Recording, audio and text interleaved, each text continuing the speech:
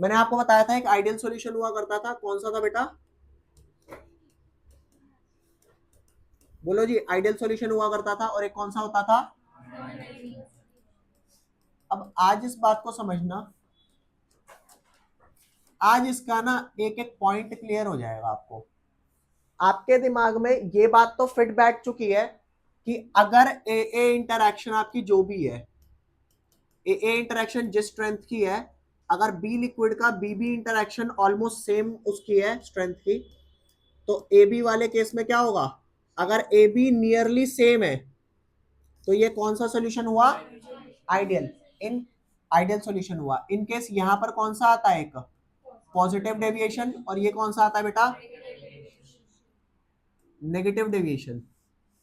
Positive deviation में क्या हो रहा था? ए बी इंटरैक्शन का ए बी इंटरैक्शन वीकर, और जल्दी बताओ नेगेटिव डेविएशन में ए बी इंटरैक्शन स्ट्रॉन्गर।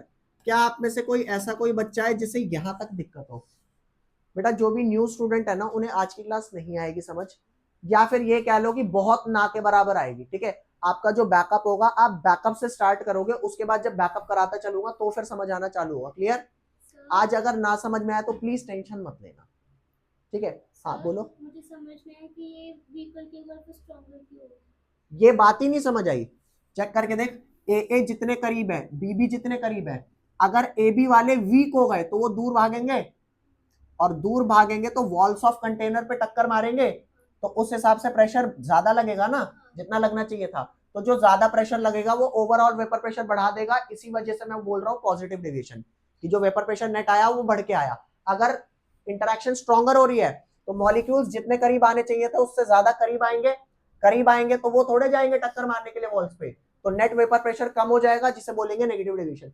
अब रीजन समझना, मैं एक वर्ड यूज करूंगा, आप बताओ, किसी चीज को गर्म करते हो तो वो एक्सपैंड करती है या कॉन्ट्रैक्ट करती है? एक्सपैंड करती है। मॉलिक्यूलर इंटरैक्शन समझना, तुम्हें ये तो पता लग गया यहाँ ए बी वीकर में पॉजिटिव डेविएशन है और स्ट्रॉन्गर में नेगेटिव, लेकिन इसका बेसिक कॉज क्या है? बेसिक कॉज यहां पर है। मान लो कोई दो पार्टिकल हैं, जब वो पास आना चाह रहे थे तो किसी वजह से जब वो डिसॉल्व हुए तो उनका डिसॉल्व होना एंडोथर्मिक प्रोसेस था। तो अगर वो बेटा एंडोथर्मिक प्रोसेस था तो वो हीट गेन करेंगे, बोलो हाँ या ना? और हीट गेन करेंगे तो वो दूर जाएंगे या पास आएंगे?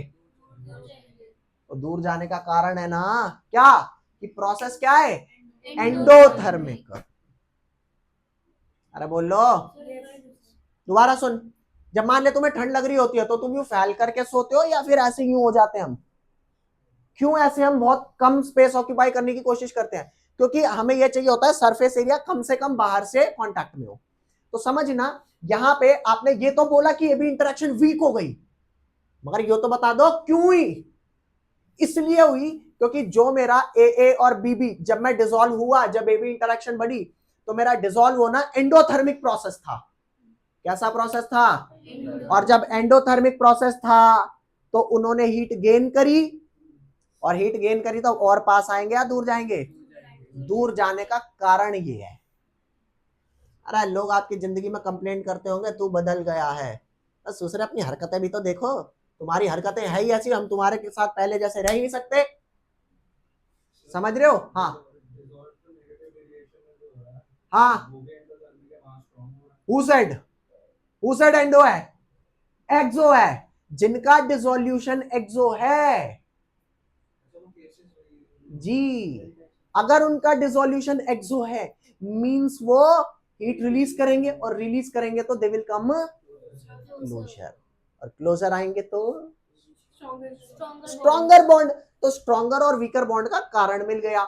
मतलब यहां पर अगर वो हीट गेन करते हैं तो जल्दी बता बेटा, डेल्टा एच पॉजिटिव हुआ ना, और अगर ये डेल्टा एच पॉजिटिव है, हीट गेन करी और दूर दूर भाग रहे हैं, तो बता नेट वॉल्यूम ज्यादा ऑक्यूपाई करेंगे या कम?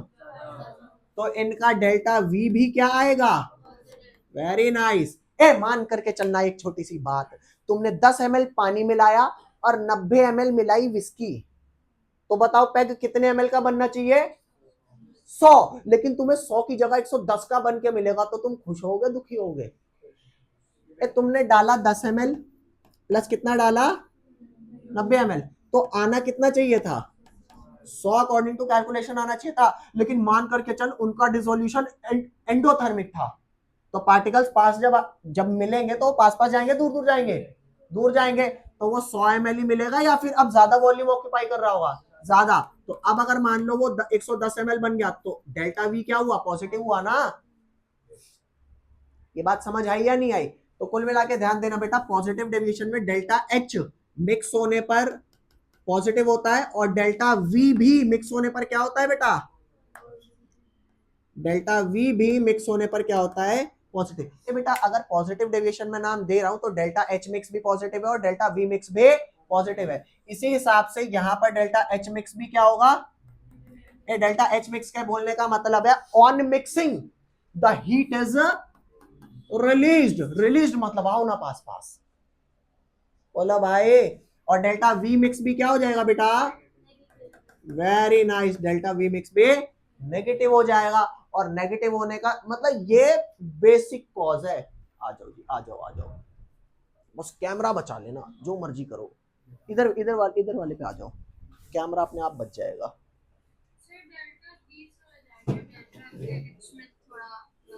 लो बेटा डेल्टा एच दोबारा सुनो, होता ही है, अगर ए बी इंटरेक्शन आपकी वीक है ना तो उनके वीक होने का कारण है, और वीक होने का कारण क्या है कि उन्होंने मिक्स होने पर हीट गेन किया होगा। मेरी बात दोबारा सुनो, ये ए के इंटरेक्शन थे, ये बी के इंटरेक्शन थे, जब उन दोनों को मिक्स किया तो डिसॉल्व हुए ना, तो उनका डिसोल्यूशन प्रोसेस क्या रहा होगा, हीट गेन करने वाला, और हीट गेन करने पर वो पास आएंगे या दूर जाएंगे, दूर जाएंगे, दूर जाएंगे तो नेट वॉल्यूम ज्यादा ऑक्यूपाई करेंगे कम करेंगे, नेट वॉल्यूम ज्यादा, तो नेट वॉल्यूम ज्यादा अगर हुआ तो डेल्टा वी जो आया, जो चेंज ऑफ वॉल्यूम आया वो पॉजिटिव आया ना। यार मान लो तुम पेपर दे के आए, तुमने सोचा 70 में से मेरे 50 नंबर आएंगे, अगर 70 में से 50 की जगह 60 आ गए तो क्या दुखी रहोगे, मम्मी 10 नंबर गलत आए, दुखी रहोगे क्या, डेविएशन हुई लेकिन पॉजिटिव हुई ना, और वही 50 सोचे थे 20 आ गए तो अब तो भाई रोना पड़ेगा, 70 में से 20 वाला पास नहीं होता।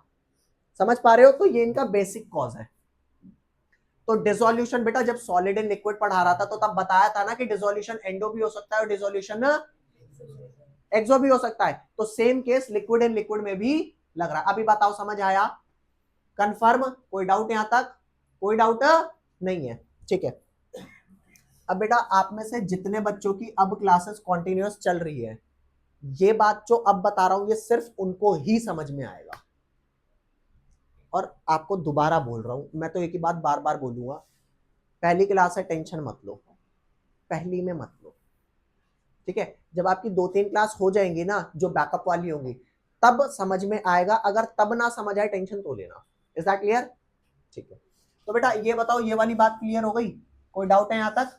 तो यहां पर बस ये याद रखना, ए बी इंटरैक्शन वीकर होने का कारण हम क्या लिख दे बेटा, हेयर डिसोल्यूशन प्रोसेस इज, लिख ले बेटा फटाफट लिख, here dissolution process is endothermic in nature, और इसी हिसाब से बेटा नेचर, इसी हिसाब से यहां पे डिसोल्यूशन प्रोसेस क्या हो गया, हेयर डिसोल्यूशन इज एक्सोथर्मिक। तो एक्सो होना हीट रिलीज करना, अपने आप क्लोज आ गए, एंडो वाले अपने आप दूर हो गए, बाकी सारी जो फसाद की जड़ है ना वो एंडो और एक्सो पे डिपेंड कर रहा है, कि जो जो मॉलिक्यूलर लेवल पे हुआ, जो जो हमें एक्चुअली देखने को मिला वो इस वजह से हुआ। बेटा फटाफट लिख लो, ये टॉपिक हमारा क्लियर है। अब इसका एक छोटा सा पार्ट बचा है, वो करा के फिर हम अपने अगले टॉपिक पे चलेंगे। चैप्टर कितना बोल दिया, कितना हो गया, 60% चैप्टर हो गया है, ठीक है। चलें आगे। आप में से किसी बच्चे को कुछ पिछले टॉपिक में डाउट है, क्योंकि आज फ्राइडे है, संडे को आपका टेस्ट है, कोई डाउट पिछले वाले में, किसी क्वेश्चन में डाउट? अब सीधा पेपर में डाउट आएगा, हाँ बोलो, क्लियर, पक्का? चलो चलें आगे, लिख लिया, आओ ला भाई, हाँ जी, हाँ हाँ करो करो करो, 2 सेकंड का 4-5 सेकंड लो, कोई डाउट तो नहीं ना, पक्का? एक कोई ऐसा तो नहीं है जो कह रहा है कि मैं क्लास में आ तो रहा हूँ बस आ ही रहा हूँ, है? कोई ऐसा हो तो भाई प्लीज बता देना, कि समझ तो आता नहीं लेकिन फिर भी आना पड़ रहा है, पता नहीं क्यों। देखो भैया, अगला टॉपिक है बेटा एजियोट्रॉपिक मिक्सचर। क्या है बेटा? Azeotropic mixture. अब ये एजियोट्रॉपिक मिक्सचर क्या कहता है ये बता रहा हूं बेटा। जब आपने लिक्विड, अब पिछली क्लासेस की बातें बता रहा हूं, वो पिछली क्लासेस की बातें समझ में आएगी तो एजियोट्रॉपिक मिक्सचर समझ में आएगा। आओ यहां ध्यान दो। एजियोट्रॉपिक मिक्सचर होता है बेटा, मान लो ये लिक्विड ए है और ये लिक्विड क्या है बेटा? बी। तो आप बताओ इसका प्योर का वेपर प्रेशर किससे शो करूंगा? P not a. इसके प्योर का वेपर प्रेशर किससे शो करूंगा? P not be. इसका गिवन मास जो भी मैंने ऐड किया, अरे जब मैं लिक्विड को मिक्स करूंगा तो कुछ अमाउंट ए का और कुछ अमाउंट बी का लिया होगा ना। तो मान लो इसका अमाउंट डब्ल्यू ए लिया है और इसका अमाउंट, इसका मोलर मास क्या होगा? एम ए, और इसका मोलर मास क्या होगा? M B. और बेटा एक बात बता, given mass of A by molar mass of A क्या निकल के आएगा? Number of moles of A. और given mass of B by molar mass of B क्या आएगा? Number of moles of B. और अगर N A upon N A plus N B करूंगा तो क्या आएगा? Mole fraction of A. और क्योंकि दो ही कंपोनेंट है तो मोल फ्रैक्शन ऑफ बी कैसे आ जाएगा? 1 माइनस एक्स ए। या फिर सिंपल कह दे, मेरे को बहुत मेहनत करने का शौक है, लेकर कर कर मेहनत। बता यहां तक कोई लोचा है या नहीं है? अब क्योंकि आपको काई ए और काई बी मिल चुका है तो बेटा यहां ध्यान देना, क्या आप पी टोटल जो आप सॉल्यूशन का होता है वो P A plus P B आ जाएगा? बेटा बताना पी ए की वैल्यू क्या आ रही होगी?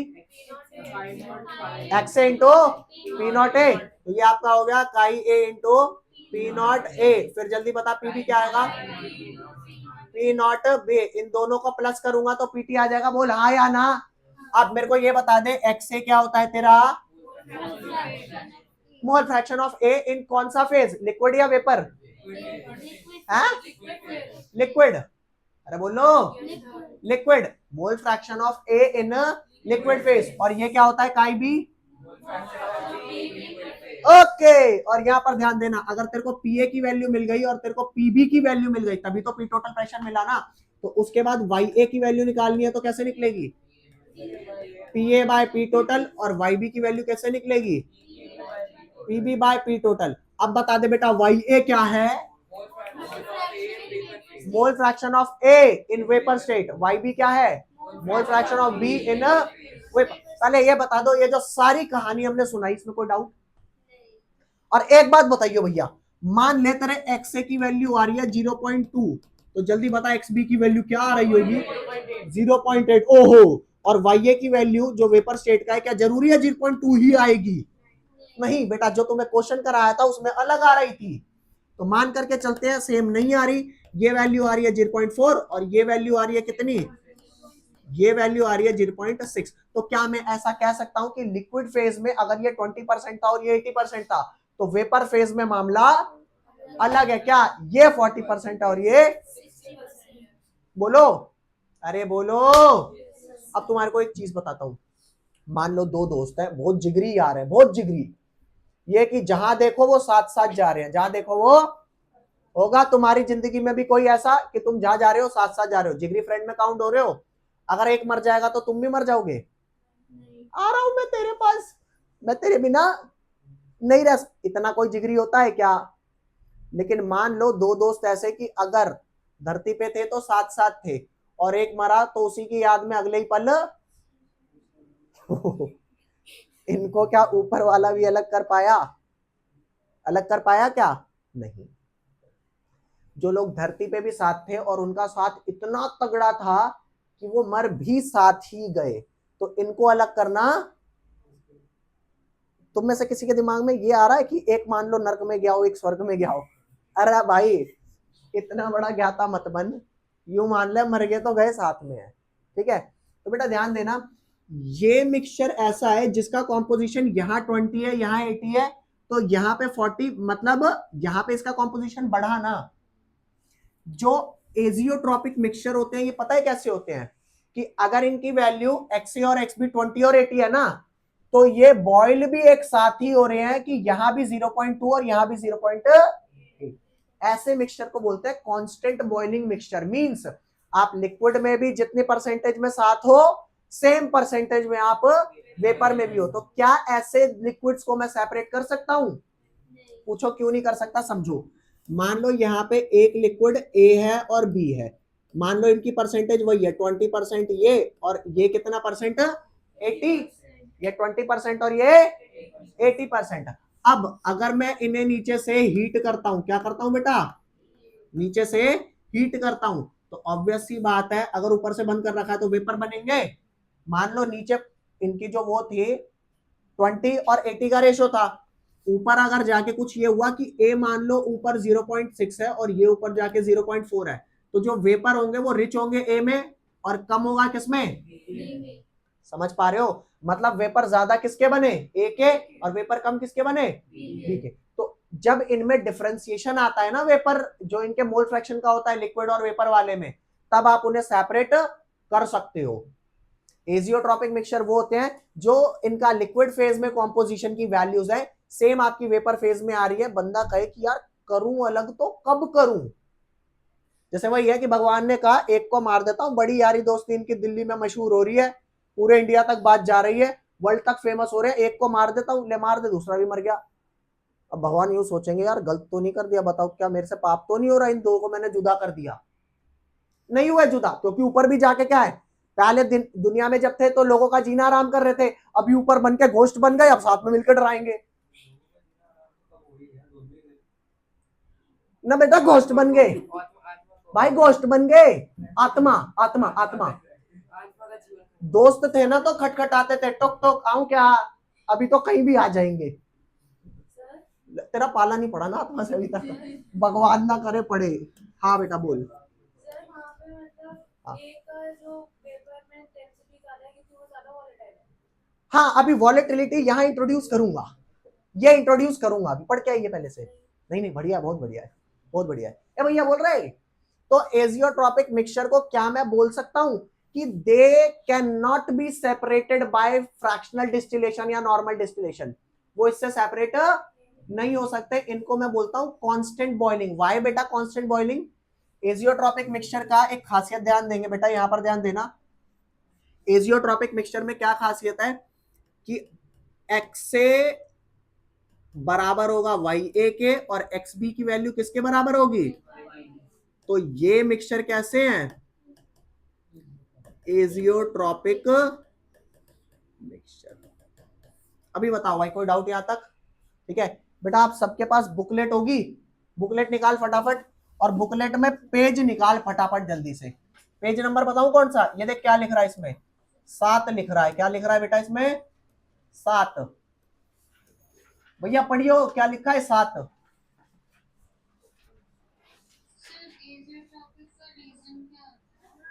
एजियोट्रॉपिक का रीजन बस यही होता है कि आपको वॉलेटाइल वर्ड पता है, वॉलेटाइल क्या होते हैं?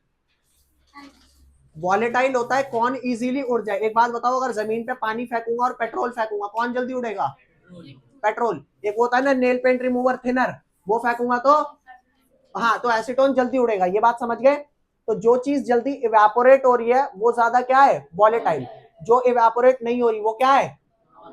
चेयर्स यहाँ पे पड़ी है, बहुत सालों से पड़ी है, यो तो इवेपोरेट हो नहीं रही, वॉलेटाइल हुई नॉन वॉलेटाइल हुई? तो बेटा ध्यान देना, दो कॉम्पोजिशन अगर सेम रेट से वॉलेटिलिटी शो कर रहे हैं, मतलब जितना ये उड़ रहा है उतना ही ये उड़ रहा है, तो जो कॉम्पोजिशन आप इनका मिक्सचर मोलोगे वही क्या हो जाएगा? उतना ही यहां पर हो जाएगा। तो ये क्या होगा? एजियोट्रॉपिक। क्या एजियोट्रॉपिक मिक्सचर होने का सौभाग्य सबको प्राप्त होता है? नहीं होता। आप क्या करो, आप कोई दो लिक्विड ऐसे में ला दो, आप अल्कोहल और वाटर का ही केस ले लो, अल्कोहल ज्यादा तेजी से उड़ता है बेटा, पानी उतनी तेजी से उड़ता, ये एजियोट्रॉपिक मिक्सचर नहीं है।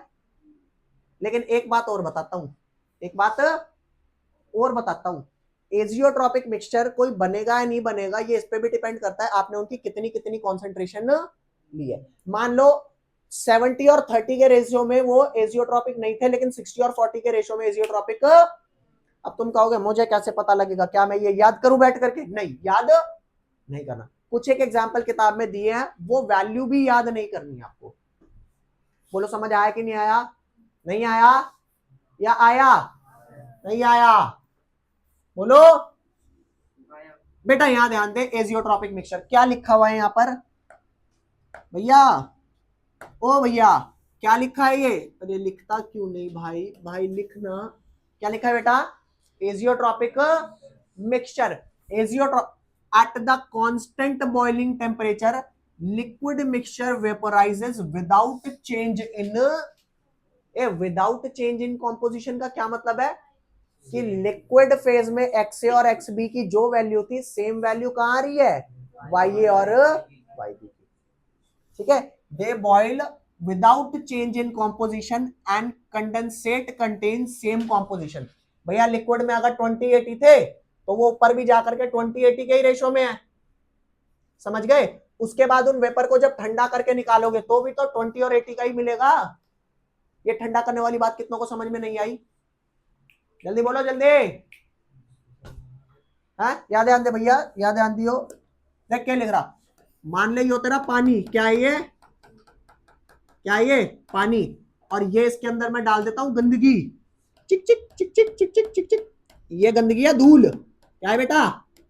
अरे धूल मड कुछ भी ले ले यार। मैं काम कर रहा हूं, इसके नीचे लगाता हूं आग। क्या लगा दी इसके नीचे? आग। यहां पे मैंने क्या कर दिया, एक हीटिंग वो लगा दिया और यहां पे एक वो लगा दी ट्यूब। ठीक है, यहां पे कंटेनर लग दिया, यहां से ऐसे बंद।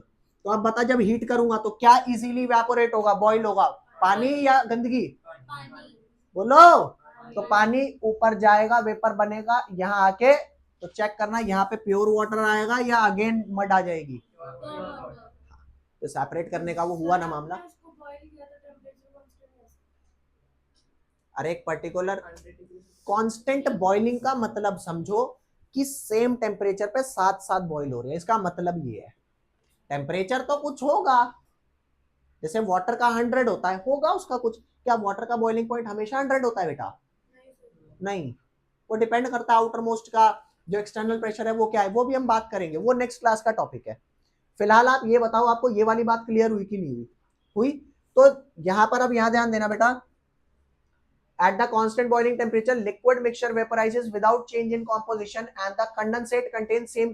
कंडेंसेट का मतलब है जब वेपराइज करके बाद में लिक्विड वो ठंडे हुए तो सेम कॉम्पोजिशन यहां भी है, सेम यहां भी है, तो आप उन्हें अलग कर सकते हो क्या? अलग तो होंगे ही तब बेटा जब एक चीज उड़ रही है और दूसरी चीज, या एक अगर 80% उड़ रही है तो दूसरी 40% उड़ रही है, तभी अलग किए जा सकते हैं, वरना अलग। अरे बोलो, बोलो भाई। बच्चों, दो ट्विंस क्या पहली बार में देख के अलग अलग समझ आते हैं? उन्हें समझने में कम से कम 10 दिन लग जाते हैं। डिफरेंस तो होता है उनमें, लेकिन आपको सच में समझने में कितने दिन लग जाएंगे?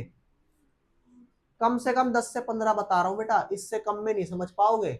अब या तो लेके उनको रिसर्च ही करने लग जाओ तो समझ आ जाएंगे 2 दिन में, वरना नहीं आते। ये बता, समझ आया? भैया ये पढ़ी हो रहा है, क्या लिखा है? यहाँ एक और चीज लिखी है, example. In non ideal solution what type of deviation shown by the formation of maximum. अच्छा, आपको अब मैं बॉइलिंग पॉइंट की डेफिनेशन समझा दूं? बॉइलिंग पॉइंट की डेफिनेशन समझा दूं? अबे बोलो, यहां पर ध्यान देना, या फिर बॉइलिंग पॉइंट छोड़।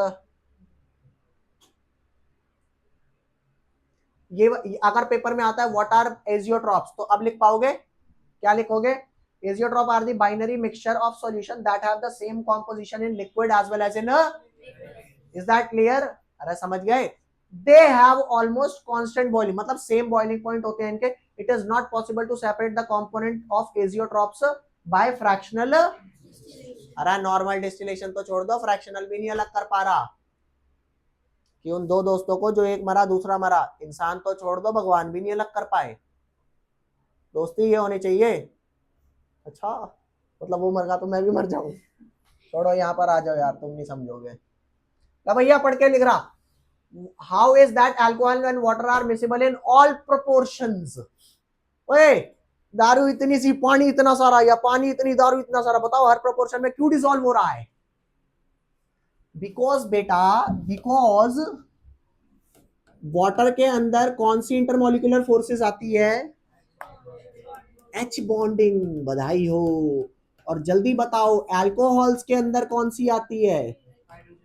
यहां भी आती है एच बॉन्डिंग। और जब ये दोनों मिक्स होंगे तो क्या आएंगे? तो भी एच बॉन्डिंग। वाओ, जैसे हम पहले थे वैसे ही हम करो ना मिक्स, जिस प्रोपोर्शन में होना है। क्या चीनी पानी होता है क्या हर प्रोपोर्शन में? तो बेटा पढ़ना, आंसर क्या हो जाएगा इसका? Both alcohol and water are polar in nature, और इंपॉर्टेंट उनका पोलर होना नहीं है, हाँ, they are miscible in non proportion. Water and ethanol molecule attract each other because of the formation of this property makes them सिर्फ miscible नहीं, miscible at all proportion. समझ आई बात? क्या तुम्हारी जिंदगी में कोई ऐसा इंसान है कि तुम बोलो ये करना है, वो बोले हाँ ये करना है, तुम बोलो ये करना है, हाँ भाई ये करना है, छत तोड़ दो, हाँ तोड़ दो, इसे मार दो, हाँ मार दो? क्या कोई ऐसा इंसान? नहीं जी। तुम हल्का सा मुंह बना के देखो, वो छोड़ के चल देगा।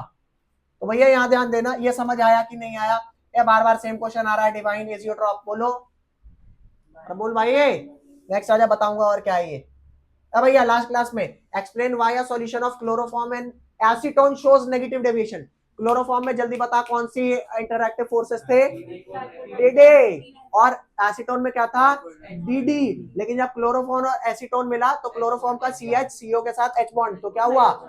दे come closer, so they show negative. अरे हो जाएंगे, अब ये पढ़ पाओगे ना? बोलो हाँ या ना। और जितने भी अपने पास हाइड्रोकार्बन होते हैं बेटा, उनके बीच में अट्रैक्टिव फोर्स कौन से होते हैं? Non polar London force. London force का एक और नाम बोलो, डिस्पर्शन फोर्स का एक और नाम बोलो जो किताब लिखती है। वैसे वैंडरवॉल तीनों होते हैं ना? सबसे स्ट्रॉन्ग कौन सा? उसके बाद अरे हो गया, भूलोगे? पक्का नहीं भूलोगे? आओ तो फिर चलें अगले टॉपिक पे। बोलो भाई, बोल बेटा बोल।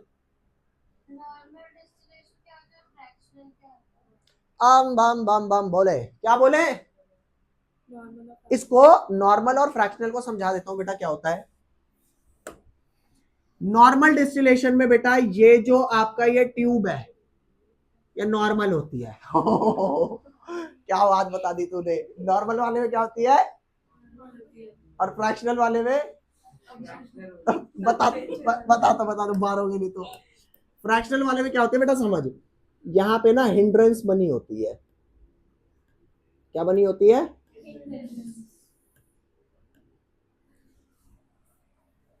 तुम्हें मान लो किसी से कोई काम कराना है, तो तुम्हें कैसा इंसान जचेगा? जिसको तुमने एक बार में बोला, एक आवाज में कर दिया, या जिसको 12 बार बोलना पड़ता है? क्यों? 12 बार बोलने वाला कर तो दे रहा है यार। 12 बार बोले कौन? खुद को शर्म आएगी नहीं आएगी? यार 10 बार बोल दिया यार, ओए 2 बार और बोल, अभी कम है, बोलो।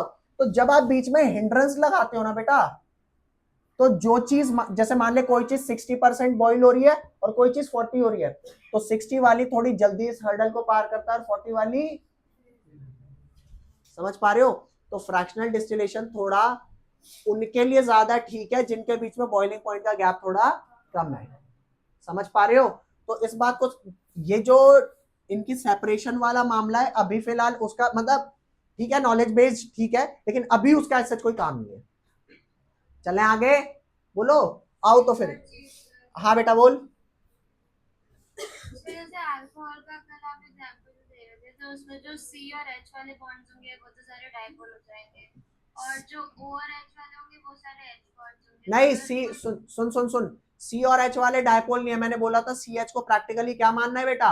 Non polar. C और H वाले में पोलैरिटी आएगी नहीं। जैसे ये वाला तेरा कंपाउंड लिखा है, इस वाले कंपाउंड को अगर मैं एक्सप्लेन करता हूँ CH और ये आपका आ गया OH, तो बेटा ये C और H की जो पोलैरिटी, आप इसे 0 मानोगे। क्वेश्चन आता है मैं क्यों 0 मानू? इलेक्ट्रोनेगेटिव डिफरेंस कम है, बहुत कम है। समझिए बेटा, hydrocarbon are purely non polar compound. ठीक है, चले आगे बेटा, नेक्स्ट टॉपिक लिख लो। हाँ जी बोलो। नहीं सर, समझ आ गया। चलो चलो, बहुत बढ़िया भैया, बहुत बढ़िया। चले आगे भैया, समझ में आया? एजियोट्रॉपिक वाला किताब से पढ़ लिया? ले लिख ले आजा। कहाँ लिखा है? ये लिखेगा तो लिख लिख लिख लिख, फटाफट लिख, जल्दी लिख। अभी इसमें एजियोट्रॉपिक नाम का इतना कॉन्सेप्ट है तो सही, लेकिन चेक करिए वो सब पिछला है। और एजियोट्रॉपिक का बेटा एक चीज रह गई है, एक अरे जिसे कहते हैं ना कॉन्सेप्ट क्रिस्टल क्लियर होना, उसमें एक चीज रह गई है, वो तब समझ आएगी जब आपको कोलिगेटिव प्रॉपर्टी करा दूंगा। आएगी आएगी, छूटेगी नहीं। समझ गए बात? अब इस बात को समझना बेटा। ले और आगे चल भाई, ले अगला टॉपिक लिखेंगे बेटा कोलिगेटिव प्रॉपर्टी। कौन सा लिखेंगे? ये बेटा ऐसा टॉपिक है, ये समझ नहीं आता। क्या नहीं आता? तो कृपया करके ध्यान से सुनेंगे। पहले तो तुम्हें कोलिगेटिव प्रॉपर्टी का मतलब समझा दूं भैया, कॉपी छोड़ दो ना 5 मिनट के लिए। कोलिगेटिव प्रॉपर्टी का मतलब बता दूं बेटा? हर वो प्रॉपर्टी जो नंबर ऑफ पार्टिकल्स पे डिपेंड करती है। किस पे? Number of. अब मेरी बात सुनना छोटी सी। कोई नेता है, नेता को चाहिए वोट, ठीक है? तो नेता का यूं कहेगा यार उस प्रधानमंत्री का वोट ले ले, एक साथ 50,000 वोट आ जाएंगे। क्या पॉलिसी होती है? 1% इज इक्वल टू कितने वोट?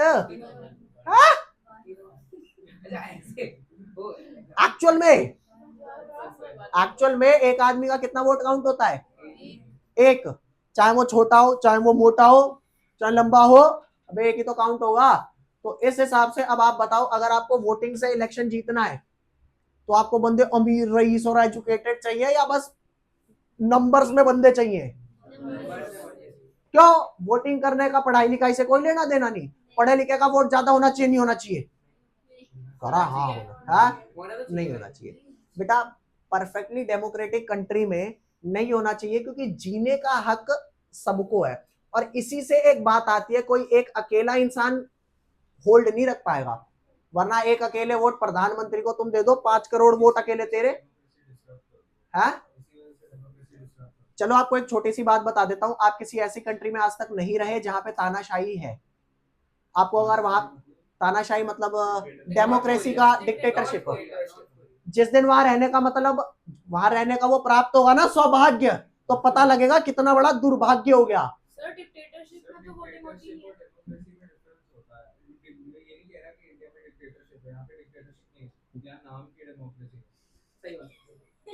अच्छा तो आपको चाहिए, नहीं नहीं नहीं, ये बात बहुत बढ़िया बोल रहा है। तो तेरे को क्या चाहिए कि प्रधानमंत्री को भी वैसा ही ट्रीट करूं जैसे और बंदे को? तुझे चाहिए तो वही, मगर क्या ये किसी भी कीमत पे पॉसिबल है? छोड़ो। सर आप एक तरफ बोल रहे हो कि परफेक्टली डेमोक्रेटिक और एक तरफ बोल रहे हो कि आइडियलिस्टिक। हाँ नहीं नहीं नहीं, सही बात है, सही बात है, बिल्कुल। आप लोग जो बात कर रहे हो ना, अब वो होगा डिबेट के टॉपिक। नहीं, आपकी बात से मैं सहमत हूं। जिस दिन पढ़ने का मन नहीं करेगा, रिकॉर्डिंग बंद करेंगे और बकवास करेंगे। आपने जो बात आज बोली, वो बातें बोलने के लिए अच्छी है, लेकिन आप खुद सोचो, आप प्रधानमंत्री हो, आपको सारे इंसानों की फिक्र होगी क्या? अजी रहने दो, कुछ नहीं होने की, और होगी भी क्यों? मेरी बात सुन, मेरी बात लिटिल सुन, लिटिल।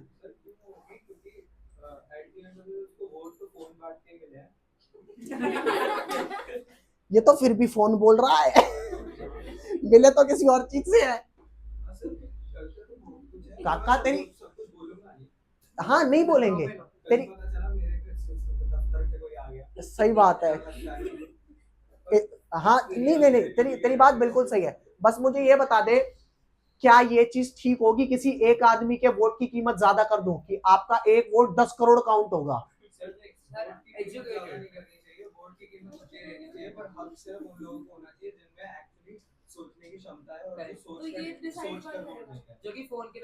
हाँ, इनके क्वेश्चन का आंसर बाद में करना, छोड़ दो।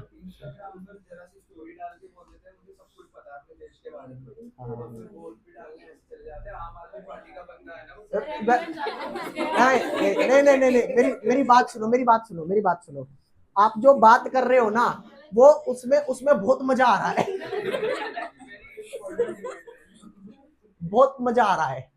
छोड़ देते हैं, छोड़ देते हैं। तू किसी दिन सामने आना, माइक पकड़ाऊंगा आपको, मिलकर बात करेंगे, ठीक है ना? नहीं नहीं, अभी अभी पहले ना नंबर ले आते हैं बेटा।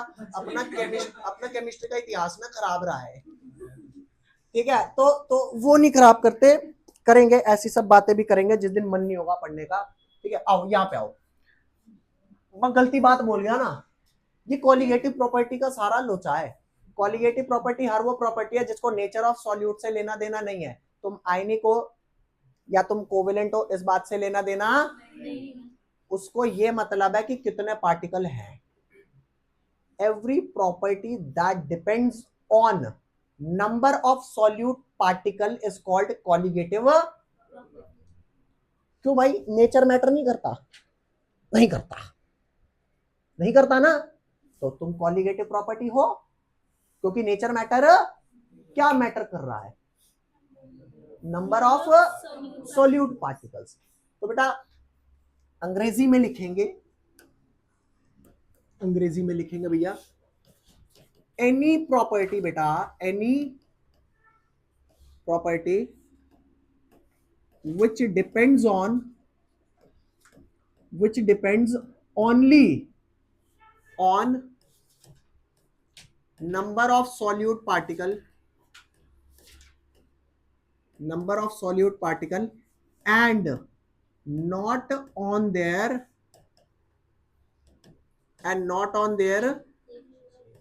is called कॉलिगेटिव प्रॉपर्टी को सीपी लिख दूं भैया? बोलो भैया, एनी लोचा टिल हियर। अब मजे की बात ये आती है, मुझे कितनी कॉलिगेटिव प्रॉपर्टी पढ़नी है? मुझे पढ़नी बेटा 4। कितनी पढ़नी है? दोबारा बोलो, कितनी? 4। चारों के नाम लिख देते हैं ललित भाई।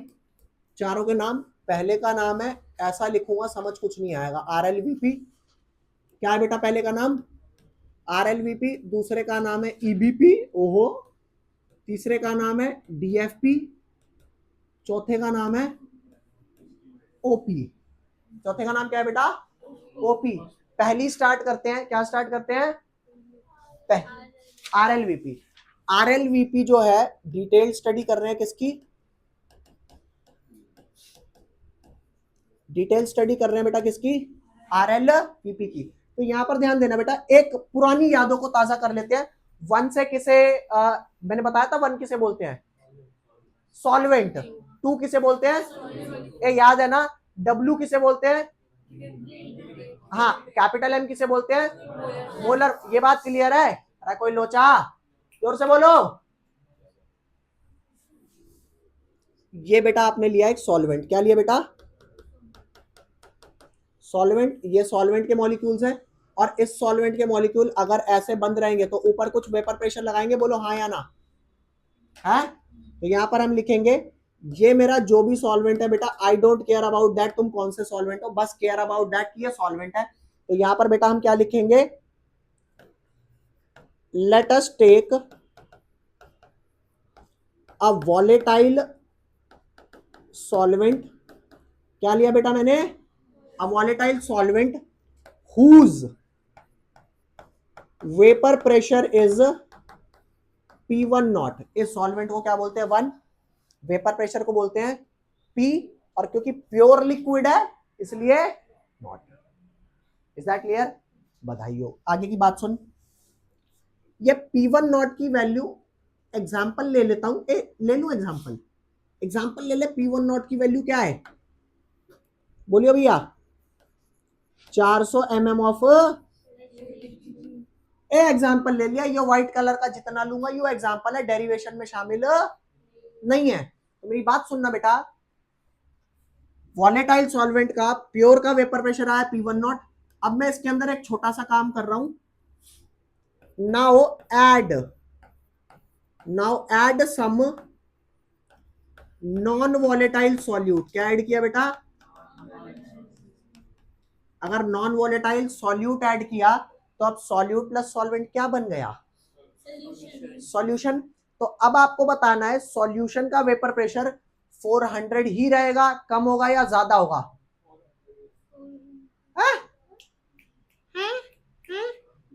400 रहेगा, कम होगा या ज्यादा होगा? बोल भाई, कम होगा। क्यों कम होगा? वॉलेटाइल। तो हमने इसमें क्या डाला? Non volatile solvent. भैया इस बात को समझ लियो काका, इस बात को समझ लियो, मैथमेटिकली समझ ले। जब आपका प्योर सॉल्वेंट था तो कुछ मास सॉल्वेंट का रहा होगा, और वो mass given by molar mass, number of moles आए होंगे। अब आप कुछ मोल्स ऑफ सॉल्यूट डालोगे तो सॉल्यूट का भी मोल फ्रैक्शन आएगा और सॉल्वेंट का भी मोल फ्रैक्शन आएगा। तो चेक करना बेटा, प्रेशर ऑफ सॉल्यूशन को अब पीएस से शो कर दूं, और अब जो प्रेशर ऑफ सॉल्यूशन आएगा क्या वो जस्ट बिकॉज ऑफ सॉल्वेंट होगा या उसमें सॉल्यूट का भी कुछ कंट्रीब्यूशन होगा? ए अकॉर्डिंग टू राइल्स लॉ होना तो इसका भी चाहिए। बोल हाँ या ना, अरे बोल लो रे, होना चाहिए। तो चेक करिए बेटा, पीएस की वैल्यू P1 क्या आना चाहिए? x1 इंटू P1 नॉट, अरे बोलो, प्लस x2, ये कितना आना चाहिए? P2 not. अब पानी वॉलेटाइल सॉल्वेंट है और चीनी एक नॉन वॉलेटाइल सॉल्यूट है। पानी को अगर 4 दिन के लिए ऐसे फेंक दिया तो बताओ उड़ेगा क्या? लेकिन चीनी को 4 दिन के लिए फेंक दे, उड़ जाएगा। ओ मेरी चीनी कहां गई? अरे चीटी ले जाए तो ले जाए, लेकिन वो उड़ता तो नहीं है ना बेटा। तो आप बताओ, जब पानी उड़ता है तो पानी का वेपर प्रेशर प्योर का कुछ होता है, चीनी का कोई वेपर प्रेशर होगा क्या? चीनी का ओए बोलो भैया, यू टेबल है ना, कई दिन तक पढ़ा है यहाँ पे। यो टेबल तेरे को नहीं दिख रहा ना? ये पेन कई दिन से यहाँ पे पड़ा है, उड़ गया, वेपर बन गए, क्यों नहीं बना? नॉन वॉलेटाइल है। तो आप बताओ, क्या ये P2 नॉट की वैल्यू कुछ होगी क्या? नहीं, क्यों नहीं? वेरी नाइस बेटा। तो अगर P2 नॉट 0 है तो जल्दी बताइए पूरी वैल्यू कितनी होगी? ओहो क्या बात है, तुम तो ज्ञाता हो बे। अब जो PS की वैल्यू आएगी वो क्या आएगी? x1 into P1 not. अब x1 की वैल्यू तो 1 से कम है, तो 1 से छोटी क्वांटिटी मल्टीप्लाइड बाय 400, अरे 400 से तो कम आएगा ना।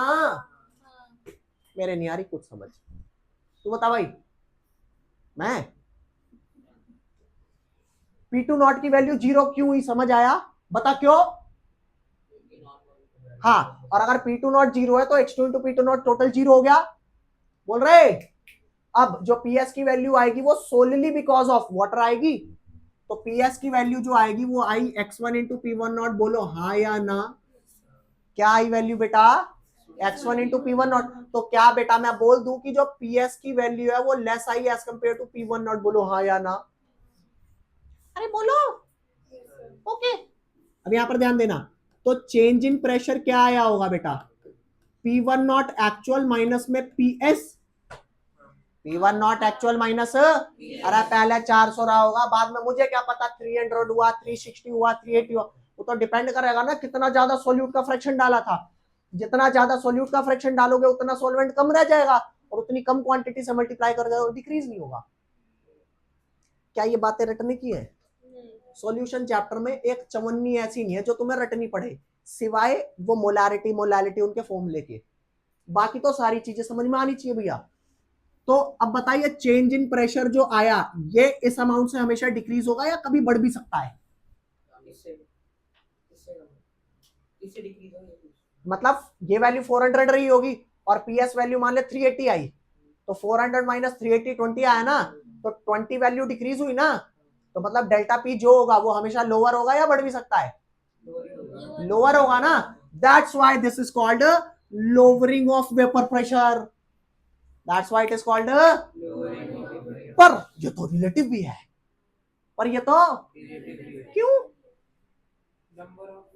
क्या बताता हूं,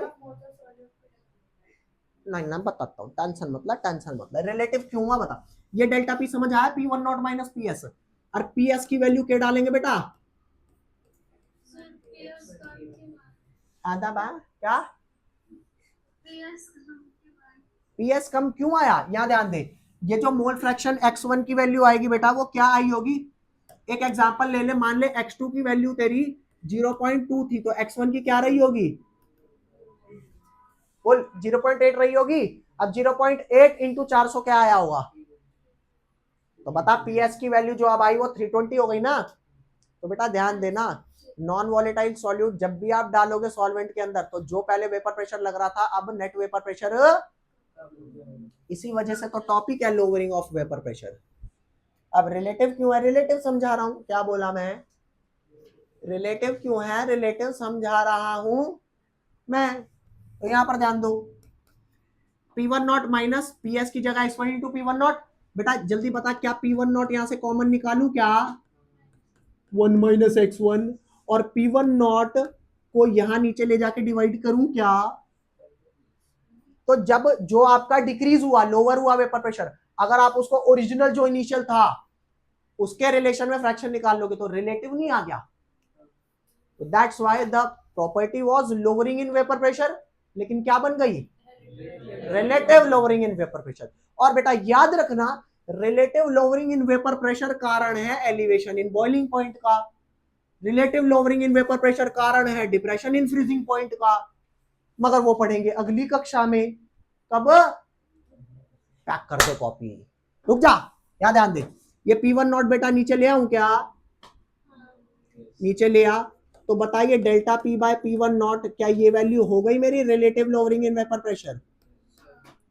जिसके लिए मुझे पता होना चाहिए P1 नॉट कितना है, जिसके लिए मुझे पता होना चाहिए PS क्या है, जिसके लिए मुझे माइनस करना पड़ेगा, जिसके लिए मुझे ये करना पड़ेगा, ओह कितना कुछ करना पड़ेगा relative lowering in vapour pressure निकालने के लिए। कुछ नहीं करना पड़ेगा, क्यों? क्योंकि 1 माइनस x1 क्या होता है? ओहो, तो relative lowering in vapour pressure वही है जो मेरा मोल फ्रैक्शन ऑफ। हाँ, मतलब इसकी वैल्यू जितनी ज्यादा होगी रिलेटिव लोअरिंग उतना। बोलो समझ आया कि नहीं आया? अगर ये समझ में आया तो आज के लिए सिर्फ इतना, और चैप्टर आपका बेटा 70%। अरे बस मेरे को यूं बता भाई, टॉपिक क्लियर हुए नहीं हुए? ये वाला चैप्टर, अच्छा एक बात और बता देता हूं, पता नहीं सुन के अच्छा लगेगा या बुरा लगेगा, ये चैप्टर पूरी केमिस्ट्री में 12वीं क्लास की सबसे मुश्किल है। हल्का में मत ले लियो केमिस्ट्री को। अच्छा यो, ओहो कुछ नहीं, चल निकल गई 12वीं की केमिस्ट्री, निकल ही जाएगी आज से। ये मुश्किल है, लेकिन कब इजी बन जाएगा बेटा? कब इजी बन जाएगा? जब आप इसके पिछले, देख बेटा तेरे दिमाग में यूं चलते रहना चाहिए, पहले टाइम पहली क्लास में क्या कराया था, दाएं दाएं दाएं दाएं रिकॉल करता रहे, दूसरी में रिकॉल रिकॉल रिकॉल। मतलब तेरे चैप्टर की ना एक समरी तेरे दिमाग में यूं होनी चाहिए कि मैं यूं यूं यूं यूं करके 5 मिनट के अंदर चैप्टर समराइज कर देता हूं। अगर तेरे को चैप्टर की समरी आ रही है ना तो बेटा बहुत पॉजिटिव मामला है, समझ आ गई बात? बोलो हाँ या ना। इतना कर लिया, मिलेंगे अगली कक्षा में, तब तक के लिए हैव अ नाइस डे बेटा।